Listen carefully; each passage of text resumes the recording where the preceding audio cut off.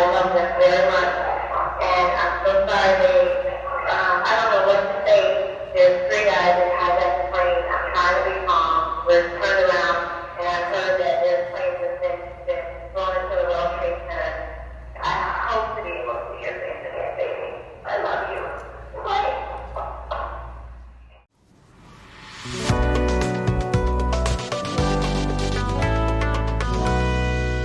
But Cece never saw her husband's face again because her plane crashed that morning at 10:03.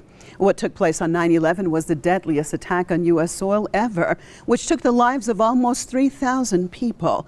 People whom some of their heartbreaking stories have been told and retold over and over again by mainstream media.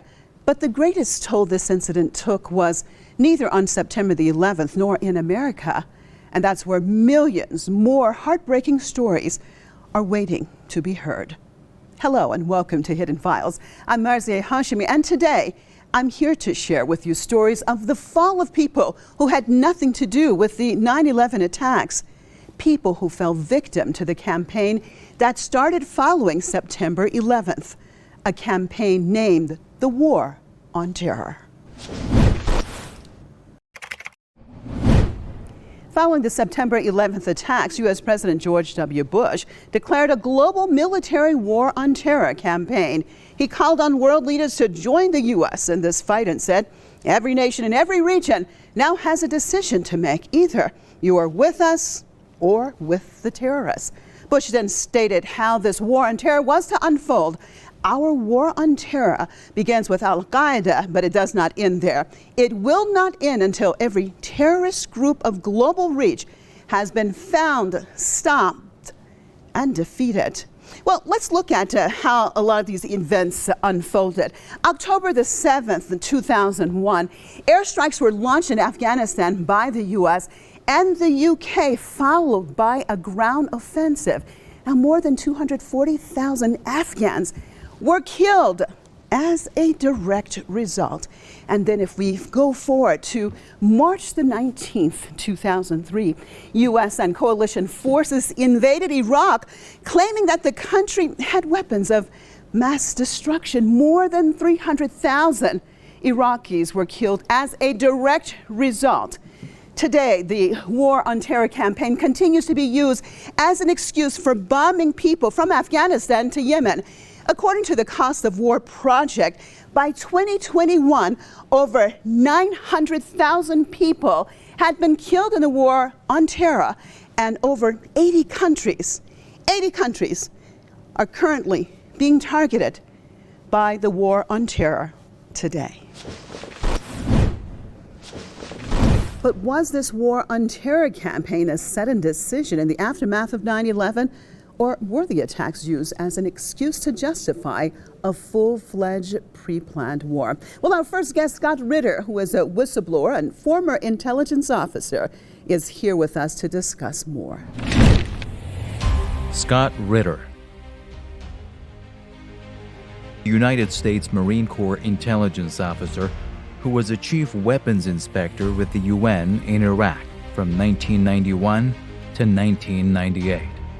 Mr. Ritter quit the inspections team in 1998. He became a whistleblower and a critic of the Bush administration's claims that Iraq had weapons of mass destruction.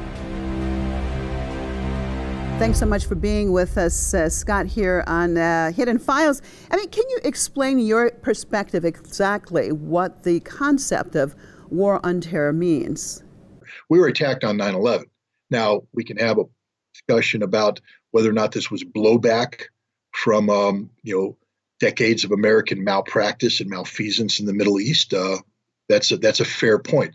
But we did not invite this attack. We did not want this attack. We did not will this attack. We were attacked. And, the world saw that and recognized that. That's why the world rallied behind the United States in the aftermath of 9/11, saying this was unwarranted, this was unjust, this was horrible, and we will support the United States.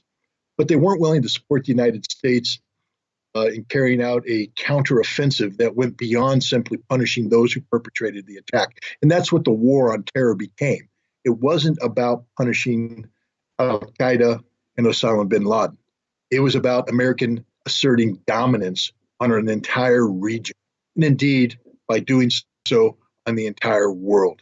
And that's what the war on terror was. It wasn't a war on terror. It was basically a war of regional and global domination by the United States using a horrible act of terrorism as justification. Well, do you feel that there was a plan to attack Iraq even prior to the September 11th attacks? I think the Department of Defense had been heavily engaged with Iraq over the decade of the 90s, and that there were military contingencies in place that could have the United States defeating Iraq, occupying Iraq. These were plans. They weren't necessarily fully developed. The CIA would play a supporting role in that, but there is ample evidence that the United States had plans in the works for invading and occupying Iraq prior to 9/11. Well, what are some of the lingering effects of the U.S. war on Iraq? The war in Iraq has never ended. I mean, it continues to this day. The political instability that we see in Baghdad is a direct consequence of the decision by the United States to invade and occupy Iraq in 2003. Well, do you think that the U.S. would have invaded Iraq even if the 9/11 attacks hadn't taken place, since Iraq really had nothing to do with those attacks anyway? I think the events of 9/11 accelerated the inevitable military conflict between the United States and Iraq that had been brewing for over a decade since the end of Operation Desert Storm in 1991. The Clinton administration in 1998 had put in place a law that basically codified regime change as the official policy of the United States government. And the United States was moving toward a decisive confrontation with Iraq that would have occurred whether or not 9/11 took place. I think 9/11 accelerated this, but the American public was already pre-programmed to accept the notion that Saddam Hussein was an evil that needed to be confronted and destroyed. And they were unquestioning about the weapons of mass destruction narrative that was being put forward by the United States government well before 9/11. Well, in your perspective, who benefited from the war? I mean, the short-term benefit was getting rid of Saddam Hussein, who had proven to be a perpetual thorn in the side of multiple American presidential administrations. His continued survival was an embarrassment to the United States. But beyond that, the United States gained no benefit. This was a colossal failure. It was a failure from almost day one. We never won over the Iraqi people. We were always seen as an occupying force. And that notion of the American occupier flew in the face of what we were trying to promote, which is the role of the United States as a liberator, promulgating the model of American democracy as something that should be emulated regionally. Instead, we became the brutal occupier, and we turned the region and indeed much of the world against us. There's nothing positive that came out of America's precipitous invasion and occupation of Iraq. Well, thank you so much for being with us right here on Hidden Files, Scott Ritter. Now, the war on terror was not limited to bombing locations claimed to be terrorist hotspots in different countries. It entailed control of countries and their resources. One example of such control was when Paul Bremer, an American diplomat, was deployed to Iraq, where he became the country's chief executive authority following the U.S.'s invasion. Now, he wanted to implement 100 different orders in Iraq through one of Bremer's orders. The Iraqi army was dismantled, also using Coalition Provisional Authority, CPA. Bremer changed the Iraqi constitution to benefit American authorities. For instance, CPA's draft included banning political parties opposed to the U.S.'s occupation from participating in elections. And so from the U.S. controlling any government that would come to be in Iraq, to the country even losing autonomy over its seed bank for farming, every aspect of life in Iraq was affected. Neoliberalism was being infused throughout the country, and it wasn't the Iraqi people who were profiting. There was a major heist during the occupation on so many levels, from cultural artifacts being stolen to the national wealth of the country's oil being completely controlled by the U.S. to the billions of dollars that Western contractors won. Now, let's take a look at some of these contractors. The number of contractors on the ground outnumbered U.S. troops most years of the U.S. occupation. American politicians were invested in the contractors. Many of them owned stocks in these contractors' companies. U.S. politicians had personal interests and stocks in these contractors. 51 congressmen and women, along with their spouses, owned between $2.3 and $5.8 million worth of stocks in the top 30 defense contractor companies. The Big Five, Lockheed Martin, Boeing, General Dynamics, Raytheon and Northrop Grumman, and some others acquired the next tier of manufacturers such as Hughes Aircraft and McDonnell Douglas. In the year to June 2020, the Big Five accounted for nearly a third of the $480 billion obligated by the Pentagon to defense contractors.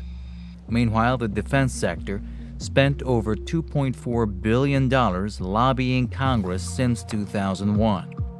These defense contractors make direct campaign contributions to most congressional members. 1. Lockheed Martin. Total sales, $46.5 billion. Gross profit, $2.7 billion. 2. Boeing. Total sales, $68.7 billion. Gross profit, $4 billion. 3. BAE. Total sales, $30.7 billion. Gross profit, $2.3 billion. 4. General Dynamics. Total sales, $32.7 billion. Gross profit, $2.5 billion. 5. Northrop Grumman. Total sales, $26.4 billion. Gross profit, $2.1 billion. I'd like to welcome my next guest to the program, Dr. Ranjeet Brar. Ranjeet Brar. Dr. Brar is a political analyst, a journalist, and a public speaker. He has been actively involved in the British anti-war movement for 30 years. Brar regularly contributes to the workers' journals Proletarian and Lalkar. He is the author of Britain's Road to Socialism. Thanks so much for joining me. Do you feel that there was a plan to attack Iraq prior to the September 11th attacks? Well, I think the clearest indication that there was a pre-existing plan to attack Iraq prior to September 11th, 2001 was, of course, the fact that the original invasion of Iraq had taken place in 1990-1991 under George H. Bush. At that time, whilst Saddam Hussein was much weakened and Iraq was much weakened, and the oil for food program of quite draconian sanctions was installed upon Iraq. And famously, Madeleine Albright, of course, at that time said it was worth the pain inflicted on the Iraqi people, in particular the 500,000 children who died of malnutrition and related diseases due to those sanctions. Madeleine Albright quite clearly said, yes, it was worth it. So there was obviously a pre-existing plan to invade Iraq. In terms of the 2003 invasion, there had been a plan. General Wesley Clark gave an interview in which he quite clearly said, around the 2001 attacks, when he was visiting Rumsfeld and Wolfowitz in the Pentagon, they'd clearly intimated him a plan not only to attack Iraq, but in fact a list of 7 other countries in the immediate future. Well, do you think the attacks were needed to use as justification for invading these countries?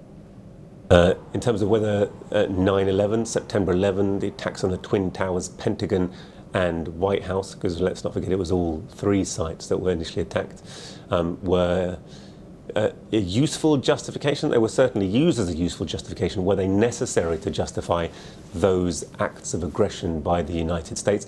Personally, whilst they were clearly, they pitched their media to a level of hysteria and hyperbole not seen before or since and pivoted towards the war on terror as justification for all of their aggressive operations abroad. In fact, that was nothing new in a sense, and really the Monroe Doctrine since 1847 had declared, US right to dominate the Western Hemisphere, the Americas, as their own territorial sphere of interest, as their own colony, their de facto colony, their zone to exploit. Was in the aftermath of the collapse of the Soviet Union, really, that the United States and Bush, after Reagan, had really said there would be a new world order. This was the era in which America would be a world policeman, in which they would really come to now dominate the globe. And that unipolar moment, as we can call it, as a historical moment, has been continuing to this day. So was September 11th used by the United States establishment? Absolutely. Did they need that to justify their aggressive and hostile actions? Well, if you look at the American history, there have been perhaps 4 or 5 years in the total history of America when they've not been at war with one or another country. It's a country founded on genocide, essentially, and an empire founded upon ongoing bloodshed. There's not really been a single day's peace since the Second World War. America has been continual at war with other nations around the globe. So my personal feeling is that while they used it to their own advantage, they spun the media into a state of frenzy, they would have done exactly the same had September the 11th not occurred. Who benefited from the war on Iraq? It's a very good question. So the precise figures of the profits made by the US state, and in particular US companies, are hard to calculate. They will certainly run into hundreds of billions and trillions of dollars, and that would be the direct looting of Iraq's oil, which was the fundamental reason for going in. Saddam Hussein, of course, was threatening to flout US diktat, no longer comply with producing the necessary quantities of oil at the necessary prices in the interests of the US, and rather was going to cooperate with OPEC. So they lost control of Saddam Hussein, and this very important, Iraq has perhaps 10 to 15% of the world's proven oil reserves, as has other important countries, of course, including Iran and Kuwait, Saudi in the region. What were the other things they benefited from? So the war itself, the incredible military expenditure. US has a military budget of $850 billion per annum on military, more than enough to solve the vast majority of the world's problems in healthcare, in nutrition, and in housing. But of course, that money is not dedicated to solving those problems, but to reinforcing America's exploitation of the world and their exploitative position. But Lockheed Martin, Boeing, so many US defense contractors and companies made literally a killing, but absolute fortune in monetary terms from the war itself, and from the sales of weapons to the American government, to the British government, to the coalition of the willing, so-called, and to other nations based on their testing of weapons on an army which, relatively speaking, was absolutely unable to defend itself against this huge onslaught of the world's largest industrial powers under the NATO umbrella. In addition to that, of course, there were huge contracts for reconstruction and occupation of Iraq over an extended period of time. And given the size of the bases and contractors who still operate in Iraq, you can see that those profits and loot are ongoing. And of course, ultimately, all of the money to pay for all of those operations came, in addition to an extent, from the American taxpayer, overwhelmingly from loot extracted from the Iraq.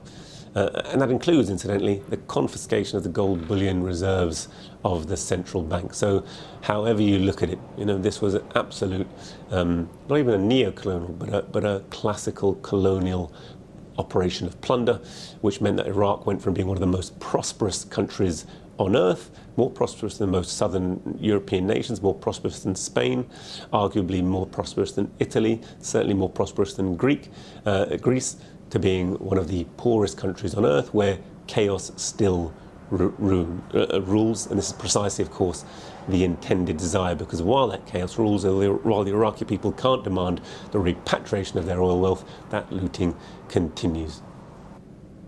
Can you explain the concept of war on terror and how it served those who instigated this concept?